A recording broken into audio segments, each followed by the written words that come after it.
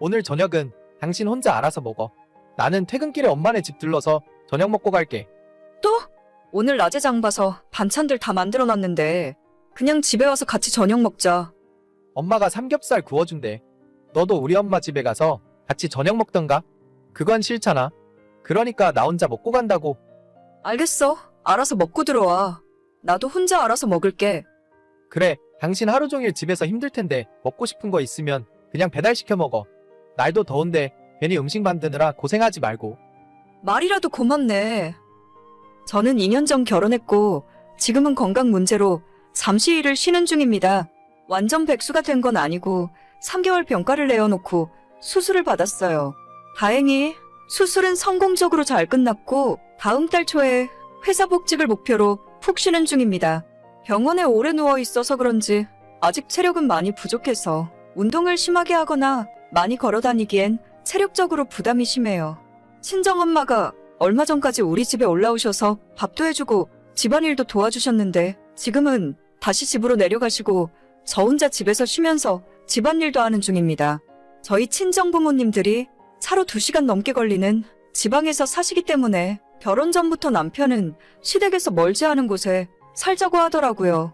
나중에 제가 임신을 하거나 아이를 낳게 되면 봐줄 사람이 필요하니까 시댁이랑 집이라도 가까워야 서로 편하지 않겠냐고 하면서요. 처음에는 시댁이랑 가까이 살면 시어머니가 너무 간섭하고 괴롭히는 게 아닐까 걱정했는데 그런 걱정은 쓸데없는 기우였어요. 저희 집에 함부로 찾아오시는 적도 없고 지금까지 살림 똑바로 하라며 잔소리하는 경우도 전혀 없이 지난 2년간 자유롭게 지냈습니다.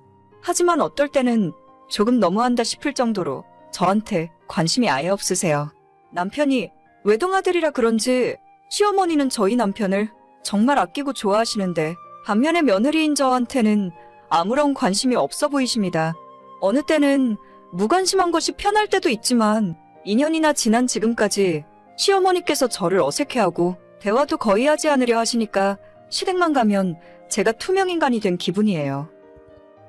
주말에 우리 부모님 모시고 낙지 먹으러 갈까? 당신 낙지 좋아하잖아. 나는 됐어. 당신이나 부모님 모시고 갔다 와. 아니 여보는 왜 우리 부모님이랑 식사하는 자리에 가는 법이 없어? 어차피 집에서 할 일도 없을 텐데 그냥 같이 가서 먹고 오면 좋잖아.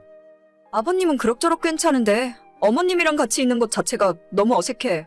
나한테 말도 잘 안 거시고 내가 하는 말에 대답도 잘 안 하신단 말이야. 그건 우리 엄마가 낯을 가리고 수줍음이 많으시니까 그런 거지. 자주 보고 얼굴을 익히면 그때부터 조금씩 편해질 거야. 2년 동안 나도 노력할 만큼 했는데 어머님은 처음부터 지금까지 똑같으셔. 이제 그냥 포기했으니까 당신이나 부모님 모시고 가서 맛있게 먹고 와. 어휴 진짜 너도 피곤하다 피곤해. 제가 시부모님과 같이 밥 먹으러 가지 않는 이유는 어머님께서는 저를 앞에 두고 티가 날 정도로 너무하게 본인 아들만 챙기십니다. 맛있는 음식이나 메인 반찬들은 전부 아들 앞으로 다 밀어놓고 어느샌가 정신 차려보면 제 밥그릇 앞에는 김치랑 밑반찬, 나물 쪼가리들 뿐이죠. 물론 제 앞에 반찬을 남편 앞으로 가져간다고 해서 제가 먹지 못할 이유는 없습니다. 팔을 좀 뻗어서 가져다 먹으면 되는 일이지만 이미 제 식욕은 뚝 떨어져 버리고 마는 거죠. 당연히 본인 아들이 더 중요하고 아끼는 마음은 이해하겠는데 저도 그 밥상 위에서 같이 밥을 먹고 있는 사람이라는 걸 어머님은 아예 생각도 안 하시는 것처럼 행동하세요.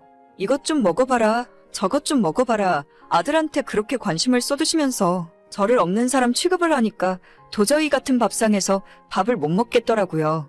처음에는 심호와 벽을 허물고 싶어서 선물도 사들고 자주 찾아가고 제가 먼저 안부 전화도 자주 드렸었는데 제 전화를 받으면 어색해하고 할 말 없어서 빨리 끊었으면 하는 시어머니의 속마음이 느껴질 정도였어요.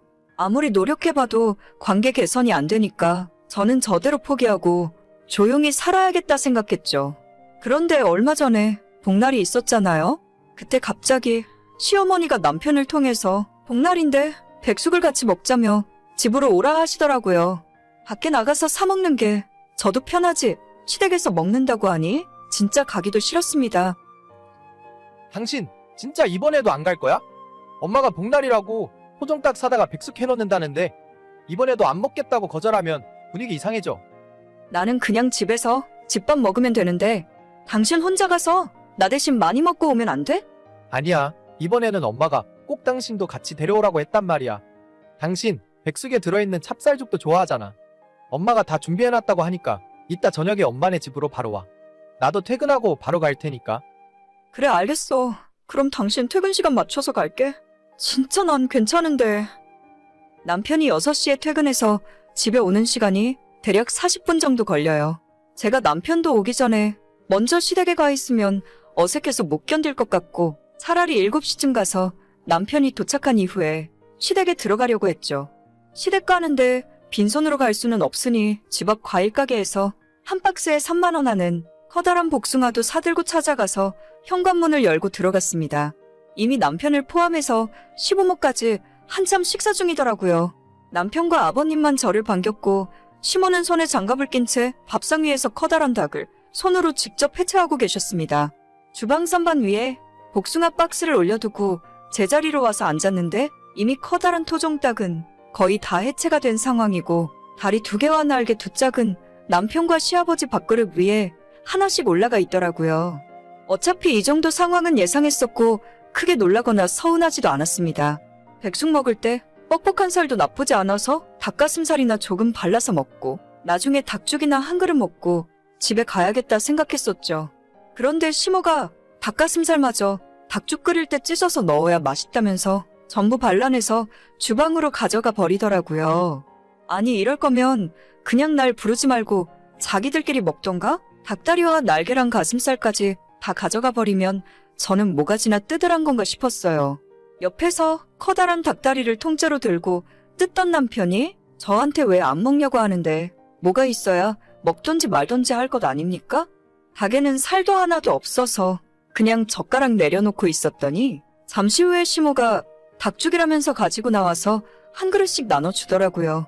제 손바닥만한 닭가슴살이 2쪽이나 있었는데 제 앞에 놓인 죽그릇은 멀건 찹쌀죽뿐이었고 나머지 3사람은 고기 반 죽 반 왕건이 건져 먹느라 다들 정신없이 먹고 있었습니다. 내가 이 집에서 이 정도 취급이구나 싶어 밥이고 뭐고 그냥 그 자리에서 일어나서 제가 사온 복숭아 박스를 들고 그대로 시댁에서 나와버렸죠. 집에 오는데 남편에게서 뒤늦게 연락이 오더라고요. 왜 먹다 말고 일어나? 무슨 일이야? 입이 안 맞아서 그래? 야, 말은 똑바로 해. 먹다만 게 아니라 아예 나는 먹지도 않았어. 내가 이럴 줄 알았다. 처음부터 안 간다고 했지? 그게 무슨 소리야? 엄마가 이 더운 날에 땀 뻘뻘 흘리면서 준비한 건데. 나는 먹은 게 하나도 없어. 내 앞에 고기 한 점 없는 거 못 봤니? 다리도 너가 다 먹고 날개도 너가 먹고 죽도 나는 먹을 건 흰쌀죽이고 이게 엿먹이려고 부르신 거지. 며느리 닭죽 끓여주시려고 부른 거야? 무슨 말을 그렇게 심하게 해? 음식을 하다 보면 그럴 수도 있는 거지. 아, 됐어. 더 이야기하고 싶지도 않으니까. 앞으로는 나보고 당신네 집에 가서 밥 먹자는 소리 하지도 마. 저 그날 집에 와서 혼자 복숭아 깎아먹고 말았습니다. 앞으로 한 번만 더 시댁 인간들이랑 같이 밥 먹자고 하면 남편이고 뭐고 다 엎어버리려고요.